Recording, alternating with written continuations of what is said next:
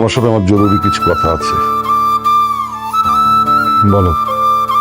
আমি জানি তুমি আমার কথা কখনো অবাধ্য হবে না, এও জানি আমার কখনো যদি দুঃসময় আসে তুই আমার পাশে থাকবি। জি। তাই বাবা হিসেবে আজকে তোকে একটা অনুরোধ করতে চাই। জয়ী তোর ভাইকে ভালোবেসে বিশ্বাস করে আমাদের বাড়িতে এসেছে। ও আমাকে, তোর মাকে অসম্ভব রকমের সম্মান করে। ও খুব একা হয়ে গেছে রে। ওই বিষয়গুলি আমি আর নিতে পারছি না। তাই বাবা হিসেবে আমি একটা দায়িত্ব পালন করতে চাই। তুই আমাকে কথা দে, তুই ওকে বিয়ে করবি। কি বলছো এইসব? তোমার কি মাথা ঠিক আছে? তুমি চুপ কর, আমি ওর সাথে কথা বলছি। বাবা, উনি আমার ভাইয়ের ওয়াইফ। এইটা তো কখনো চেঞ্জ হবে না। আমার মাথা থেকে এটা কখনো সরবে না। এটা ইম্পসিবল। সরি বাবা।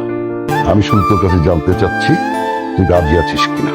আমি বললাম তো, মানে তুমি বলো না, মানে এটা ইম্পসিবল, কখনোই সম্ভব না। তাহলে শোন, তুই যদি রাজি না হোস আমি জয়ীকে নিয়ে এই বাড়ি থেকে চলে যাব।